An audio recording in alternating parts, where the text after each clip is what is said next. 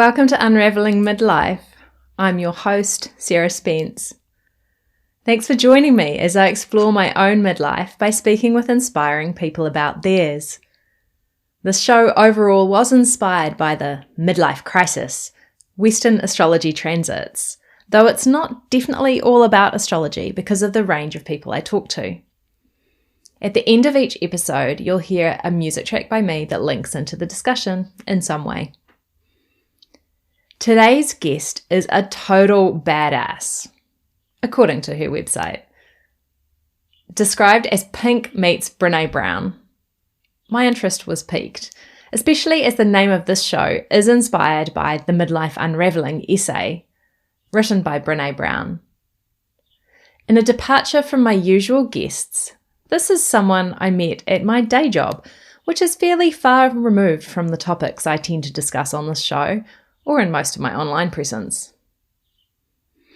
Shelley Davies is a bright spark on a usually dull topic. She's a writer, a trainer, and a keynote speaker on how to write better. Plain language, getting your point across. Shelley's great at that, as you'll hear. But don't worry, this show isn't all about report writing. We hear about Shelley's eye-opening story of huge life changes in her midlife, starting over completely. Her transition from high school teacher to very successful businesswoman, and all the other little bits and pieces along the way. Well, actually, not all of them, but definitely listen through to the end because it's an incredible story. As we hear from Shelley, midlife lessons are totally worth the discomfort to transform it from midlife to mid-love. Shelley, welcome to Unraveling Midlife. Sarah, how's it going? Yeah, midlife is continuing to unravel. It certainly is. And actually, I should go back and read that Brené Brown article that we bonded over. Yeah, look, midlife is my favorite. I freaking love it. Am I allowed to swear on your podcast? Yes, because I get to tick the explicit content included. Excellent. Okay, I fucking love midlife. It's honestly the favorite.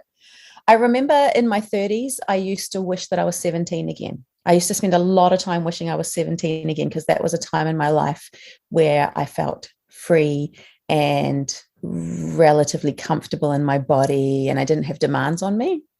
And then late 30s and into my 40s, I would never go back to being a teenager again. Fuck no. No, I think 35, I felt really good. But I also had a bit of a, oh my gosh, I always thought that if I was thin enough and pretty enough, because I was quite overweight at 17, that life would flow perfectly. And then I realized that that wasn't true. No, not true at all. Speaking as one who's had weight loss surgery and lost 60 kilos and knows a lot of other people who have had weight loss surgery. If you don't like yourself before you lose weight, you find yourself skinny and still miserable. Yeah.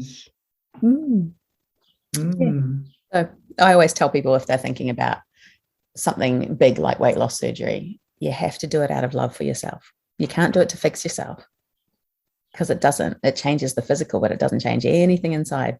We've got to do that for ourselves. No surgery is going to change that. And I guess that goes for any kind of surgery or any kind of dyeing your hair or anything like exactly. that. Yeah, it even goes for relationships, right? I'm going to be happy once I'm in this relationship. Well, are you though? Because you might just mask the fact that you don't like yourself for a while, but eventually. That's why I'm all about loving yourself as power. Loving yourself is the root of all good things. And I did not know that until midlife. From the sounds of things, it seems like midlife comes along. And I mean, there's astrology transits associated with this midlife kind of time. And if you're not on the right track, it shakes you up and goes, hey, you need to sort it out. And it hopefully teaches you that or life goes pretty much downhill. Yeah.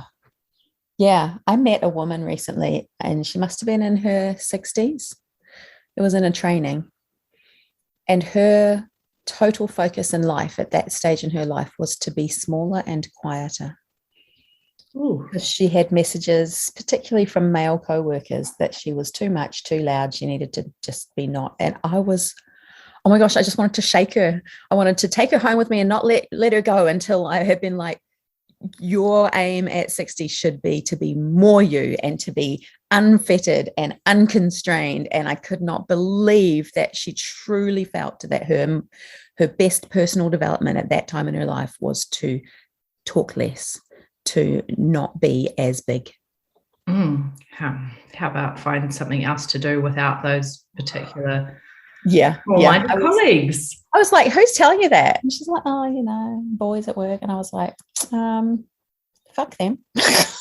Yeah. Oh my goodness. My midlife has been all about being more me, having a stronger voice, being more powerful, caring so much less about the opinions of others.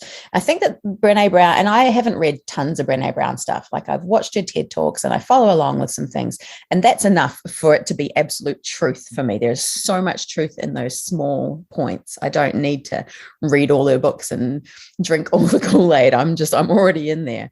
But I think she talks about something about a postage stamp, like the number of people that you can fit on a postage stamp or something like that. I don't know the exact words because I haven't read it. But basically that there should be such a small number of people whose opinions matter in our world. Mm-hmm. They should fit on a postage stamp. And that is absolutely true in my world. It's taken me years and years to develop that. But I think that we grow up, especially as girls, with messages from the world around, and maybe for me growing up religious too, around being a good girl, being polite, not upsetting people, not saying things that will cause conflict or tension. And I know some women who were raised to be vocal and have an opinion, but I think that they're the minority. I think most of us get these really mixed messages about you can be anything you want to be, but I'll make sure you don't upset people along the way. Absolutely. It's not like I got oppressed growing up. I was told that I was of value and I was loved and I had huge potential, but all of that existed within the constraints of be a good girl. It's these ingrained societal conditioning that our parents may not even be aware of, our greater family, the people around us. It's just been forced into us from centuries of church, state, not necessarily religion itself or the pure spirituality of it, but the dogma of here, this is society, powers that be are trying to control you and keep you in your place because otherwise the perfect order would change. Yeah. And all of those ingrained thoughts and beliefs stored into our bodies. And been working with the Dalian method, which is a great way of getting it out. So it's really been top of my mind recently. Yeah, there's been a joke in our family for a long, long time because we've got really strong women in the Davies family. And in fact, in Ngāti Wai, which is our iwi from up north in Great Barrier Island, really strong women. And there's been a joke that if we lived in the Dark Ages, we all would have been burned as witches because we all have opinions and we all have ideas and we don't keep those to ourselves. And I think about women back in those times actually and go, and it's tragic the way that the world viewed them and treated them, but I admire those women. I'm like, fuck, they resonate with me. I feel connected to them. And I'm glad I didn't live then. I mean, we all come from a line of strong women or we wouldn't be here. Yeah, totally. So the Brené Brown, I read somewhere on something that you were doing that described you as Brené Brown meets Pink. Yeah, the love child of Brené Brown and Pink. That is my dream. Because I would like to think that I'm these days, and me 10 years ago would never have been bold enough to say these things about myself. But I would like to think that I'm a combination of the softness and vulnerability and absolute vulnerability and open bookness that Brené teaches us about and that her research validates is absolutely vital for connection and creativity and innovation and growth, and the badassery and entertainment of Pink, because but she also is just wide open and wears her heart on her sleeve and presents herself to the world in a way it's like, here I am, whether you like it or not. And so many people are drawn to that. And so there's the emotional intelligence of Brené Brown and the credibility around that. And then the entertainment factor, realness, give no fucks kind of aspect of Pink. That's what I would like to think that I embody just by being me, not because I'm trying to be anybody else, but I love both of those women hugely. I wasn't a huge Pink fan. Like, I knew her stuff because it was everywhere.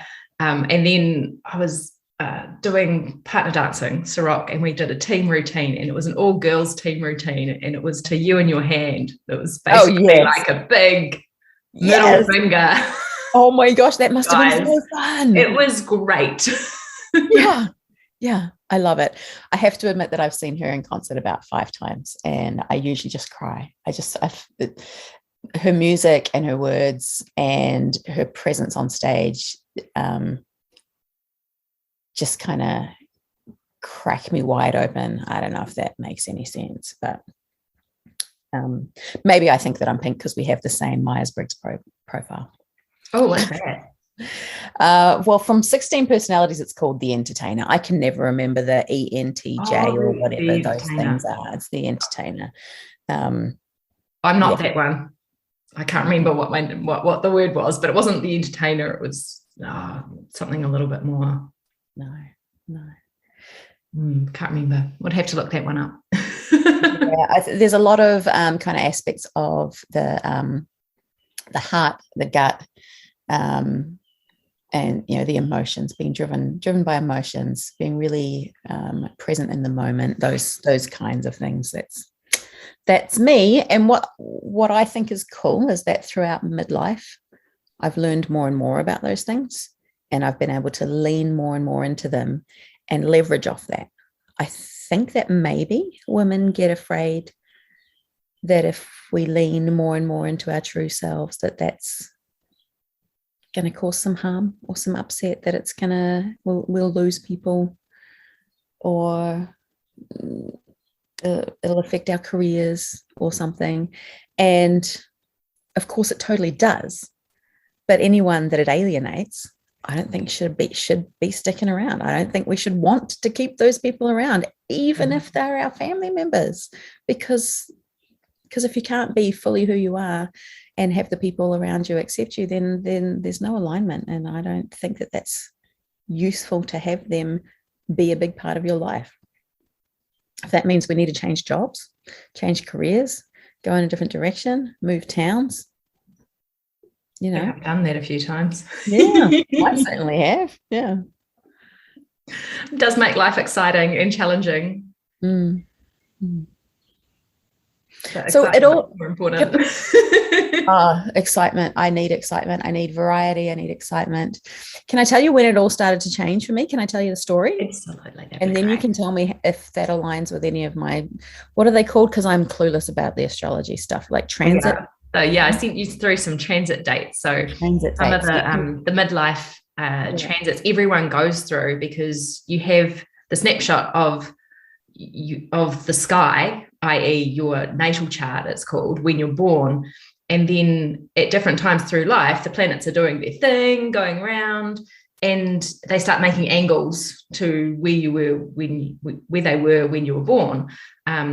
So the midlife is when these specific ones, especially Uranus, comes to the exact opposite of where it was when we were born, and that's like the real shake-up. And before that, there's a Pluto and a Neptune 90-degree kind of angle, and Pluto brings up biggest fears, and Neptune kind of like spiritual fog, and the Uranus, and then there's a Saturn opposition that sometimes has a bit of a responsibility kind of flavor, and sometimes the dates overlap, and other things are happening because maybe your moon was at this point and then something happens, there's Pluto's at 90 degrees to it or something like that. So lots, it's actually quite intricate and yeah, a huge topic. But basically the premise is that around that time of midlife, and the dates kind of change a little bit, like you had your Pluto square went from 35 to 39 over quite a long time, because Pluto's got an erratic orbit and it goes forwards and backwards, and it depends if it's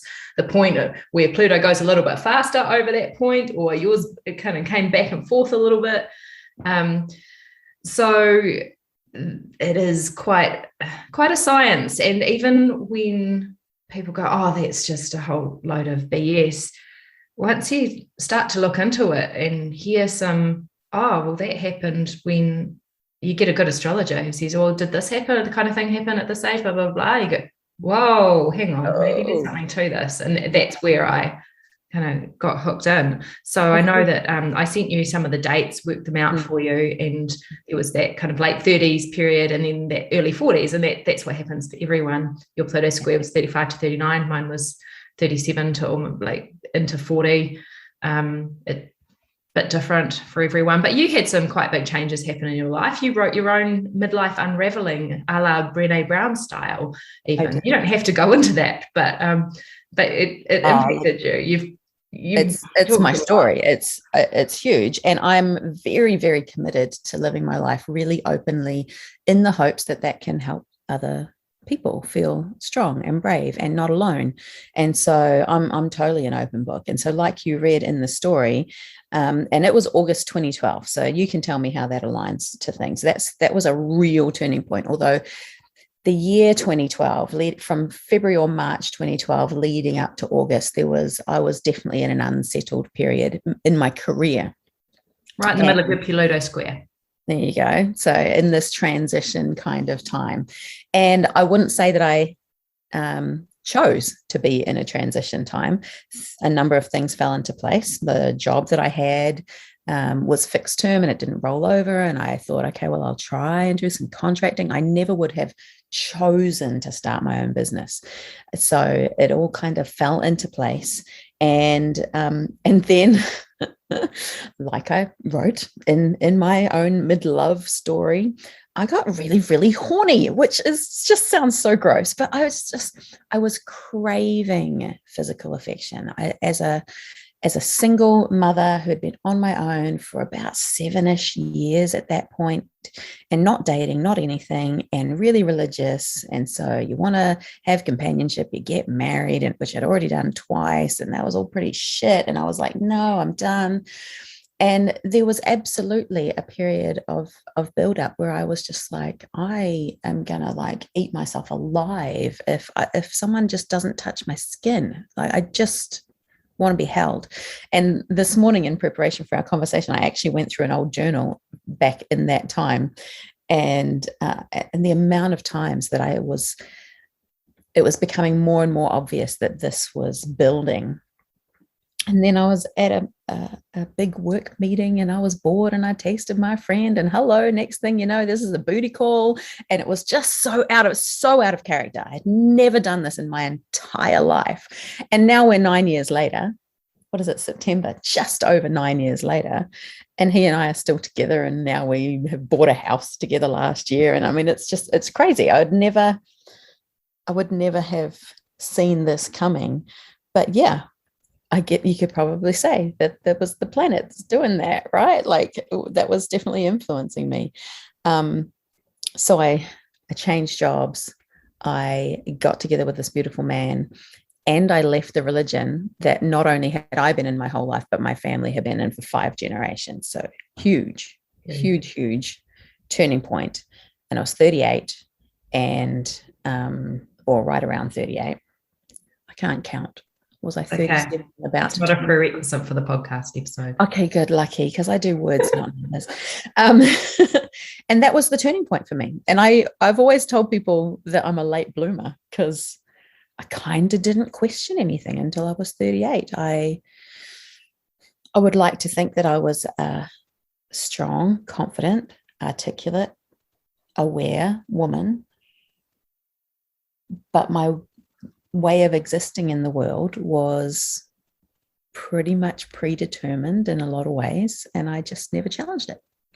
never considered stepping out of that and looking at it differently. And once there was a little crack to start letting some different light in, I was like, ooh, I need to know what's through the other side of this. I need to know what things look like if I step away from church specifically.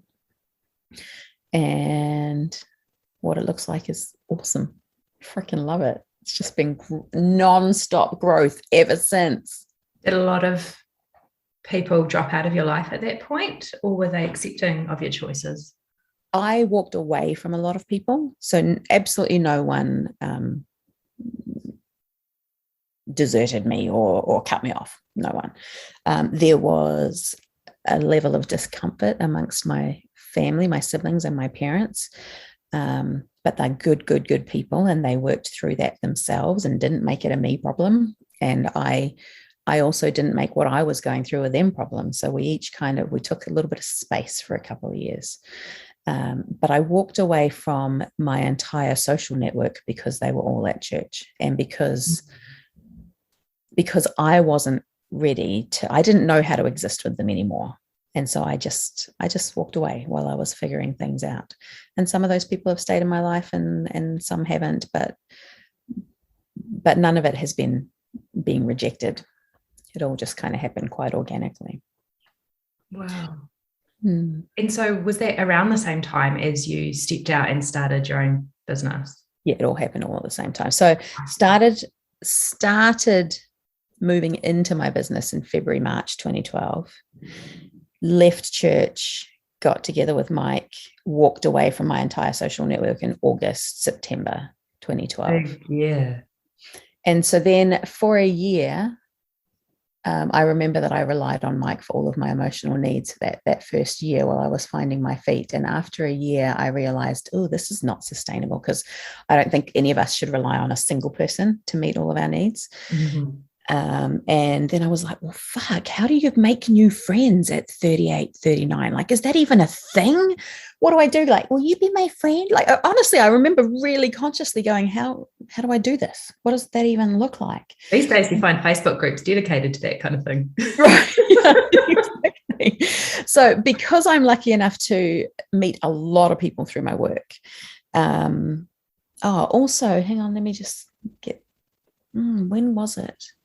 So then it was April 2013 that I fully established my new business. Yeah. And so that's when I started doing trainings and going into people's businesses.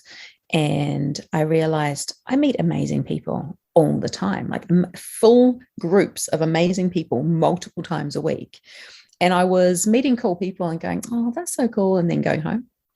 And I just made a real conscious decision to go, I'm not going to let that pass anymore. I meet someone cool, I'm going to be like, hey, stay in touch. I'm going to be like, hey, let's get a coffee. Hey, let's do a podcast together. You know? And it was a really conscious decision that if I didn't, A, why shouldn't I? B, because I remember thinking, well, what if they think I'm hitting on them or something weird? And I was like, oh, well, I'll just have to deal with it, figure it out as we go.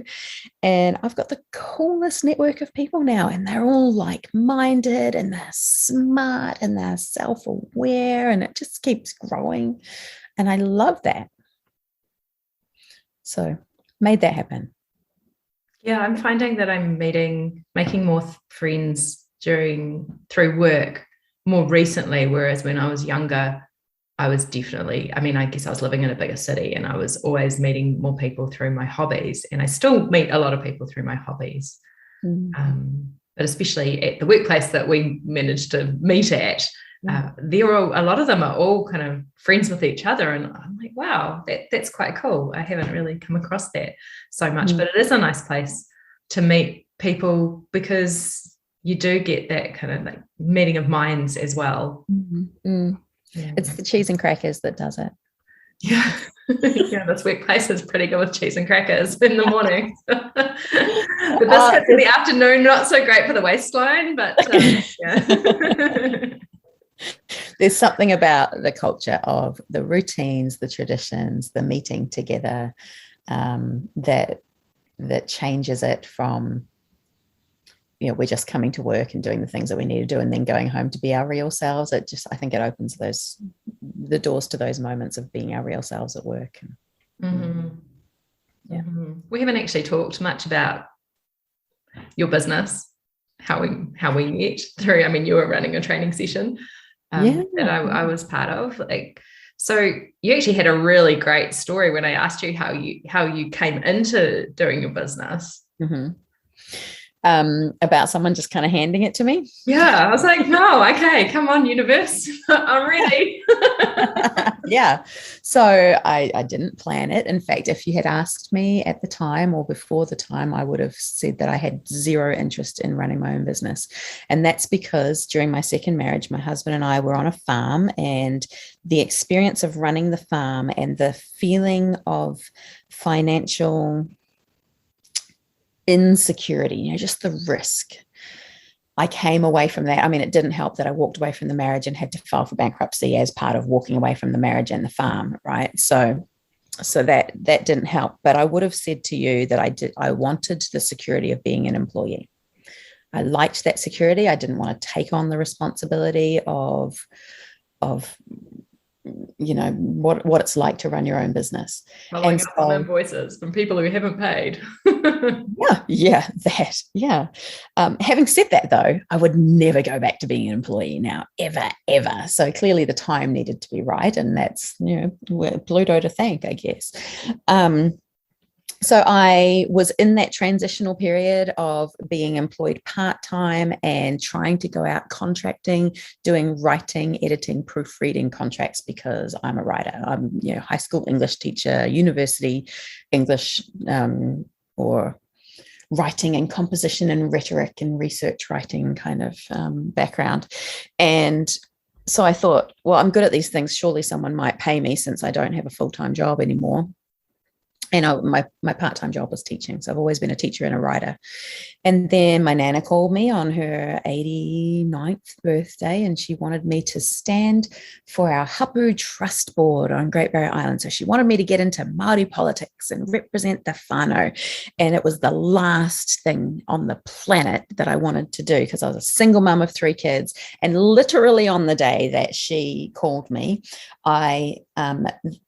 the side gig, my business was blowing up, and I was getting more and more work, and I still had the part-time position, and I was overwhelmed because I'm such a yes girl, or I used to be such a yes girl, and I was saying yes to everything, and I had too much on my plate. And I'd been on the phone to my sister that day, because she is my sanity, and she's a counselor, so that helps. So she's got a useful skill set. And we had been figuring out together how I could take things off my plate. And as the day moved on, I was feeling more and more, less and less overwhelmed, more and more like things were manageable. And it was about 4:30 in the afternoon that the phone rings, and I know it's my Nana's birthday, and she calls and she asks me can she nominate me as a trustee in the upcoming elections? And I think I started crying again. Because it was the last thing I wanted to do. But you don't say no to your Nana on her 89th birthday, like shit.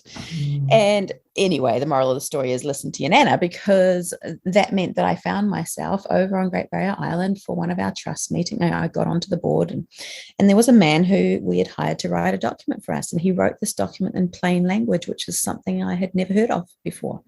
I didn't know that you can write things in a way that sounds human, that sounds like just a conversation, that would still stand up in court and still have legal weight and legal power. And because I had this really strong academic background, I always thought that you had to be quite formal in your writing in certain situations. And so 2 things happened. Number one, I was like, well, why on earth would we keep writing in this old-fashioned way if we can do it this way? Because that just resonated with me so much, being authentic and clear. Hello. And then number 2, he said, yeah, I might have some work for you if you're interested. And the next day we talked more about that. And his name was Victor Main. And he trained people how to write better at work. And he trained people like engineers and like pilots at Air New Zealand. And I was feeling very much like little school teacher Shelley. And that kind of scared me, but I was like, okay. And he handed me his business. He wanted to move on to something else. He wanted his clients to be well taken care of. Once I saw what he did in a room, I was like, oh my gosh, I can do that. And so I got a client base. I got a day rate, which I thought was kind of obscene, but I figured out a way to roll with it, and I've increased it a lot since then. And it was clearly meant to be. So I used to say, oh, it was all just luck, but it fucking wasn't luck. I was in the right place at the right time. I walked through doors that were opened to me. I had all the experience and all the qualifications when I walked through those doors. And so serendipitous, yes. Am I grateful to the universe for putting me in the right place at the right time and him there as well? Yes. And I take credit for the part that I played in that turning point. Because you wouldn't still be in a successful business if you weren't good at it. Well, yeah, there's that. And also the fact that, we talked about it late one night in the wharekai drinking coffee, and I was a mess. I was a mess because I had just left church. I described it at the time as a midlife crisis. I had just shaved my head. I probably looked like some crazy weirdo.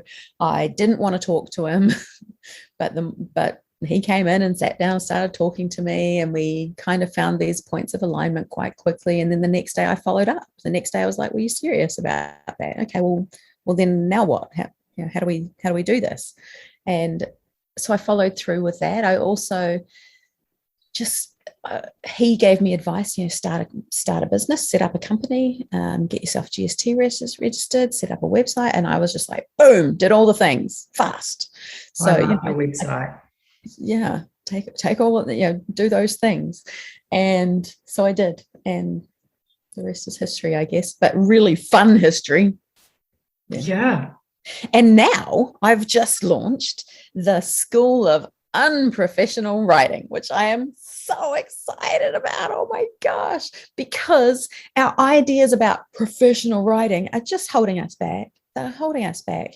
And so I'm not really encouraging people to be unprofessional, but I think that our ideas of being professional in our writing are about as old school as leave your personal life at home, right? Mental health has shame attached to it. And even subconscious bias and systemic racism. I think our ideas about professionalism go in the same box with Karen and Murray and whoever else is the LinkedIn police, right? And so that's why it is the School of Unprofessional Writing. And I'm so excited about it, because for years people have been saying, how do we get on one of your courses? And the only way that I've delivered my material has been in-house when a business brings me in. And so now I can come to you on your laptop or your phone, just little videos going, did you know this about good writing? And oh, try this thing. And I think that it's going to help people a lot, because it's really super accessible, and not some big long course, write essays and do qualifications and take exams and shit like that, because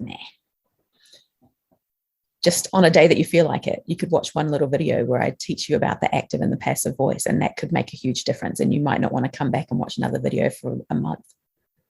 I remember learning about that at university, when back in the day when we had to code a web page from scratch. Not that anyone does that these days. Wow. I can't even imagine that. I'm really glad I never had to learn that. Yeah, it's amazing how in my current work I've managed to go back to concepts that I learned at university in terms of computer science and computer programming, and I'm using them. I'm like, really? Finally, it came in handy. It came in handy. Hey, can I ask you a question? Sure. Because one of the most traumatic causes of growth, traumatic catalysts of growth for me, has been my 2 grandsons being born. And I don't know, I haven't looked at the dates to see if these align with anything in the astrology. So April 2015, my first grandson was born. And so you could go back 9 months before that, when the trauma started, finding out that he was on his way. And then June 2017. So I don't know if those dates and the 9 months leading up to those dates align with anything. Yeah, that happened in when Neptune was starting to become into the square transit, would have been the pregnancy announcement, and the first birth right in in the middle of. Tell me about Neptune. It can feel a bit like a spiritual crisis for some people. Oh yeah, that would A bit describe lost. And I was discussing it with a friend. It was probably about a year, 18 months ago, and I mean, it's kind of unusual for me to have friends that are of a similar age now that life's gone on. I know a lot of people just stay friends with the same kind of crew from high school, but that hasn't been my path. And we were discussing how the spiritual focus, I think, for both of us in our 20s had been very yoga oriented and quite Eastern and the Indian type spirituality. We did a lot of kirtan singing in a group together, and we were talking about that. It's the music form of yoga where you sing. It's really big now, and it wasn't so big when we were starting out 10 years ago with that. And I guess it's been nearly 20 years since I've been singing that kind of stuff. And I don't do as much of it now because found ourselves and I should probably just speak for myself and not for her, but found myself at this Neptune spot and then read about the Neptune square and went, oh, no wonder I'm kind of a bit like, what is my path? Like that doesn't really resonate quite as much. I still love singing. I still love facilitating people in those, in a singing sphere. But that doesn't grab me the same way. So there was this kind of bit of confusion and now it's still continuing the Neptune square, but kind of I'm at the other end of it and it's okay. I'm not worried about it. I'm just like, well, it is what it is. And I'm doing what I'm doing and I'm delving into other different things that are attracting me. And I'm not giving myself a hard time anymore about sticking with one thing or not. But yeah, there was definitely an element of confusion. Really subtle, like it, yeah, just subtle. But it wasn't subtle. I mean, it's different for everyone. That's the thing, right? And if I look at like that 2017 birth, that was right in the middle of the Uranus opposition. That's that big shake-up. By the way, when you're editing sound on this, if you can hear tapping in the background, this lovely man that I keep talking about, he's a carver, so he's outside carving like with a chisel and mallet. So I don't think you should try and edit that sound out. That is just part of the journey right there. Yeah, I only just heard it when you mentioned it because I was soundtrack of the carver tapping. I was sitting here earlier, hoping that that beeping of the dishwasher that I put on, like, it's just life. That's so the story for me around and the way that having grandchildren affected me, and I did have a complete alienation from one of my grandson's mothers because of the way that I talk about this. It was just hugely traumatic for me, right? So part of my journey has been huge amounts of self-doubt about my ability to be an even half decent mother, like huge amounts of guilt around motherhood, around my parenting, around not coping for most of my children's young lives. And I had for, not 5 years, for a few years before my grandson was born, been enjoying more and more as my kids grew up and got more and more independent, been really feeling like I was coming into my own now, that I didn't have toddlers hanging on to me and the demands of children, which is what I really, really, really struggled with. And my son, who was coming up around 17 at the time, I thought we had a good relationship, and we'd always kind of had this agreement that when he had sex the first time, he would let me know. And one day he's like, oh, Mum, so, yep, that happened. And I was like, okay, thanks for telling me. And the next day he announced that they were pregnant. I was like, so clearly when he told me, it hadn't just happened, had it? And but I just remember, so he called me. He told me on the phone. He was too scared to tell me face to face, and I was driving. And I remember just going, where are you? And he's like, no, it's all right. We'll talk later. And I was like, no, where are you? I'm coming to you right now. And just the sick feeling in the pit of my stomach that this boy who was not yet 17, I don't think he was 17 when she got pregnant, and she was much older than him, that he had no idea what he had done to himself, to his life, that he could not possibly, and triggered by my own guilt and stress around the experience of parenting, and kind of wishing that I had chosen not to do it because I only like doing things that I think I'm really, really good at. Right. And I didn't think that I was good at it. And so I would prefer not to have done it because I was so shitty at it. And just, it was just so traumatic. It was so traumatic for me to know that this baby was coming, to know that his life would never be the same, to know that he had lost, well, in my mind, a few years of freedom and finding himself and growth and development that was all going to be impacted now that he was going to be a father. And then after the baby was born, and just all of the issues, when children have children, it's always going to be messy, right? And then ending up in family court and all of that kind of stuff. And me having to face, so it would have been early 2016, me having to really ask myself, did I want to raise this child? And really face that question, and crying for 4 days before coming to the conclusion that it wasn't the right thing. Because if it wasn't going to be the right thing for me and my mental well-being to bring another baby full-time into my life, then it couldn't possibly be the right thing for the baby either, could it? Right? It wasn't, for me, it couldn't be a case of, well, it's the right thing to do, so we can give this boy a good home, and so we'll just have to make it work, because all of my experience said that my mental health is not,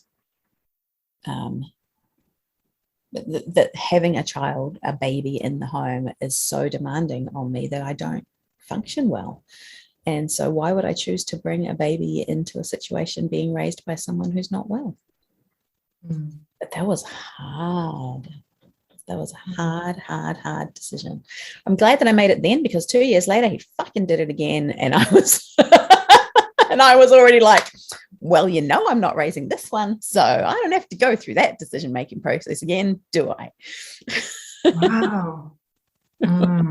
I had a friend who made a similar decision when her daughter, and all those thoughts about what society expects of us. We've got so many grandparents raising their grandchildren. And it seems like that's the right thing to do. It seems like it should. Good grandparents do that, to give their grandchildren good, safe, secure homes. And I had to decide that wasn't the right thing for me to do. And that's all very complex. That's a really courageous decision to make. It's been soul destroying at times. Those boys are nearly 5 and 7 now, or are they 5 and 7? No, they're 4 and 6. I don't know. I can't count. We've already established this. Yeah, you're a writer. Yeah. I do words, not numbers.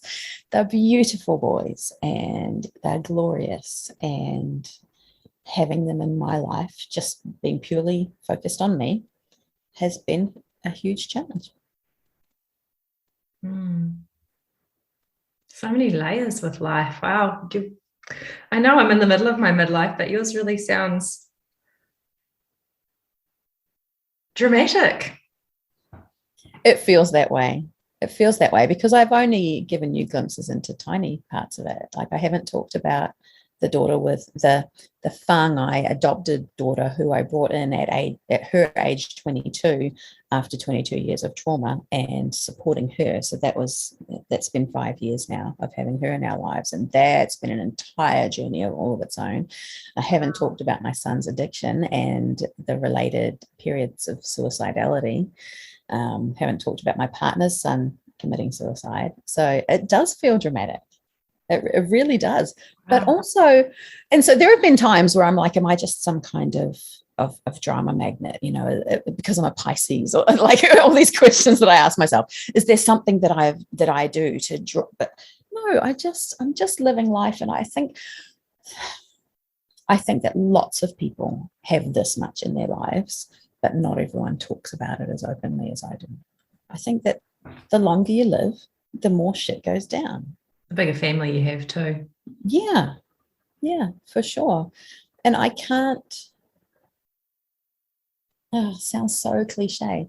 I can't wish that any of it didn't happen because I wouldn't be me. And I really like me. I think that me is powerful.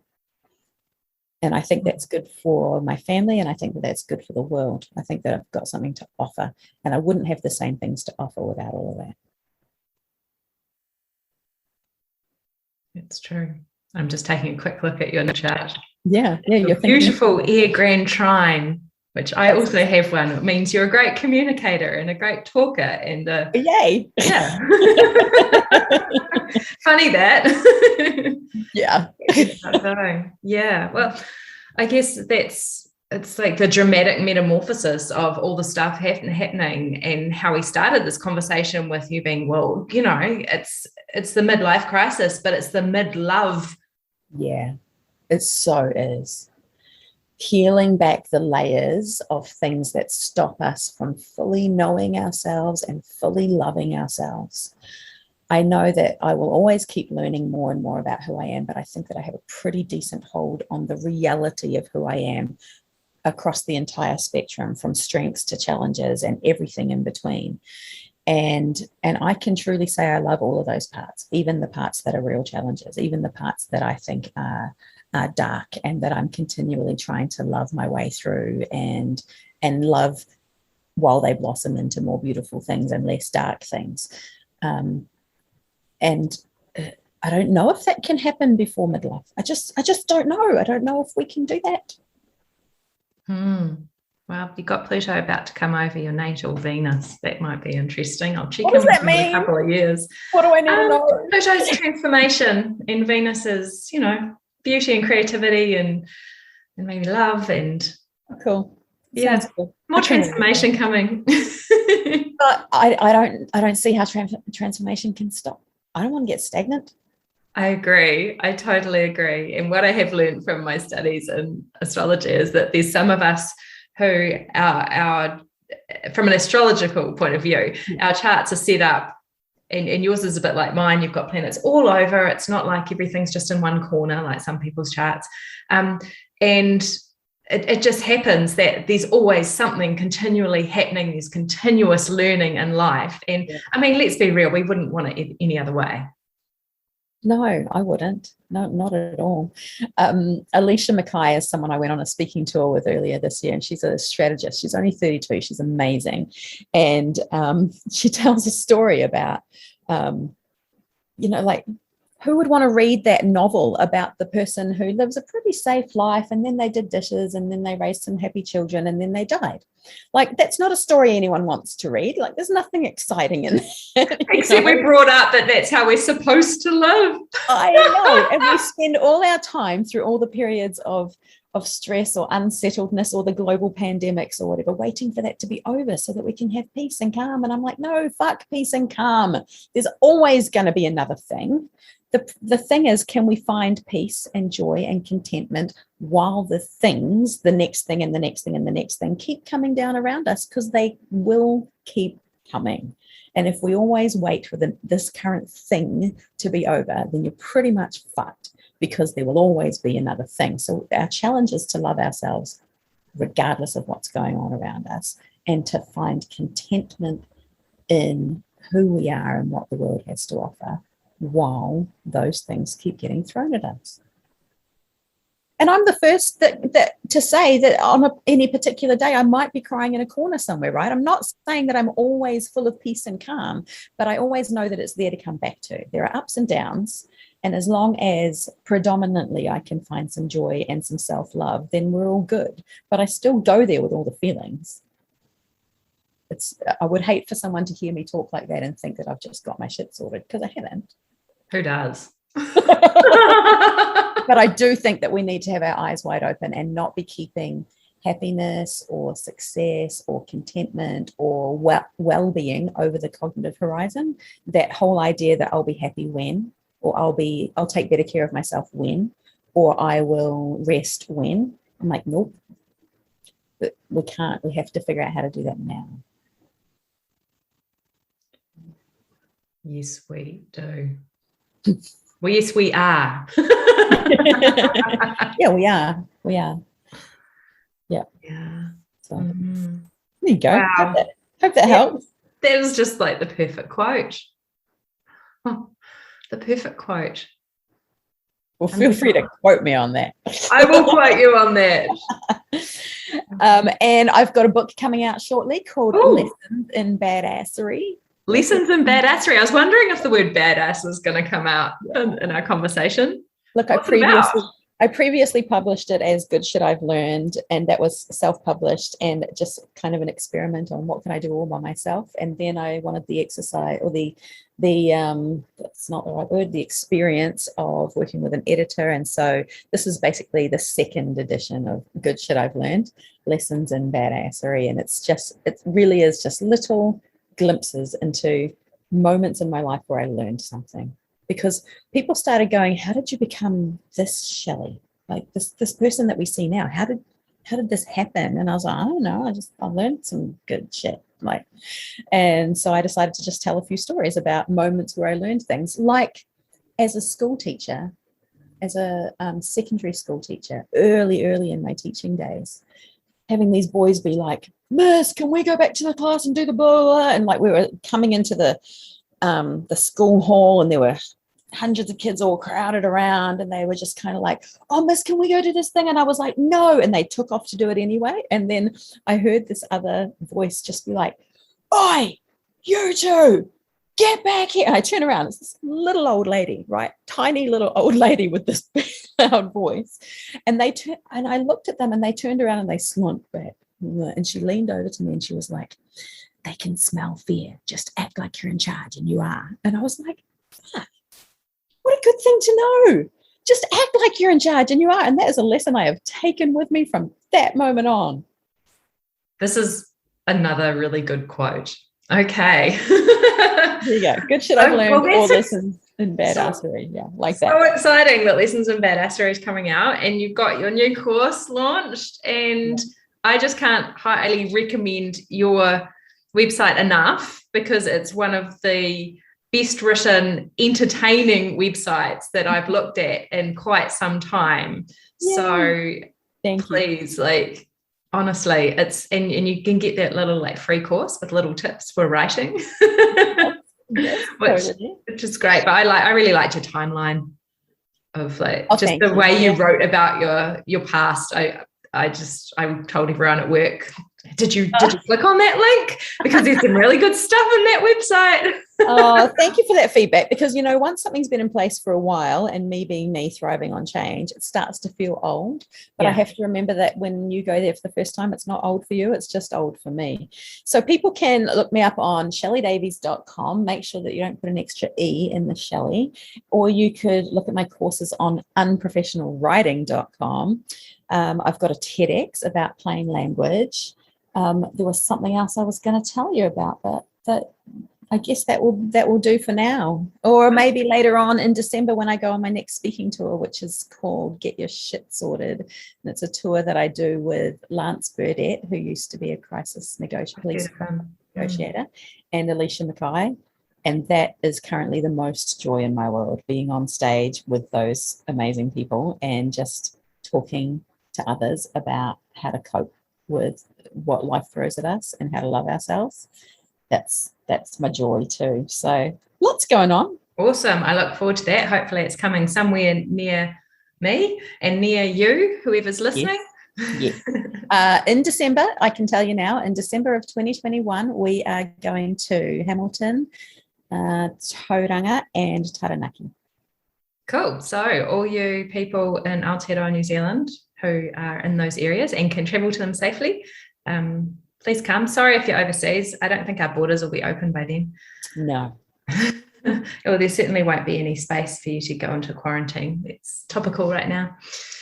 Thanks for this, Sarah. I've loved talking with you. Thank you so much. Yeah, it's been a pleasure. I love all the juicy life advice that you have, and I look forward to taking a look at your book. Awesome. Thank you.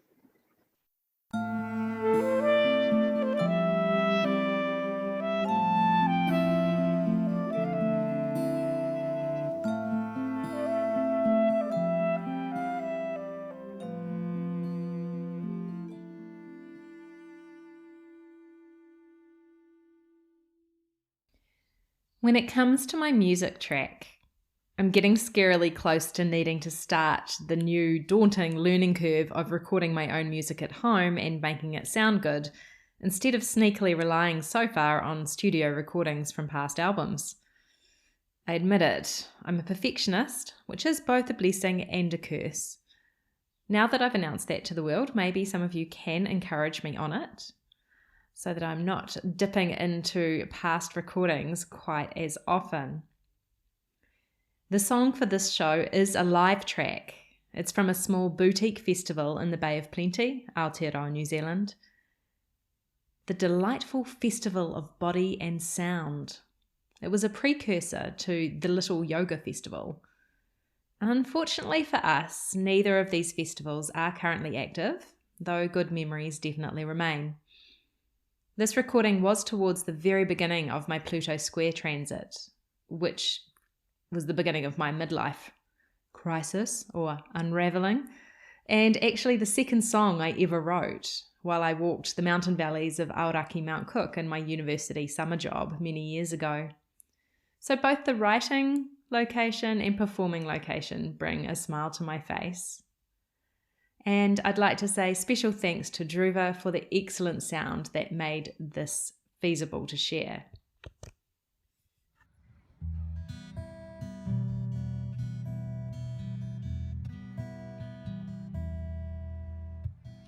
Open your heart to the one inside of you.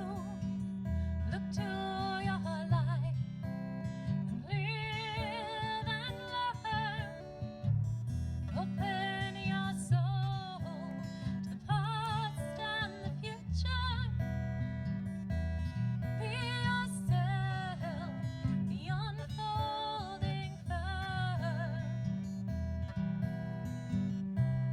Love is not lost, love is within. Cry with the tears shed, smile with a grin. Love is here inside, we are all one. Remember your story and shine as a sun.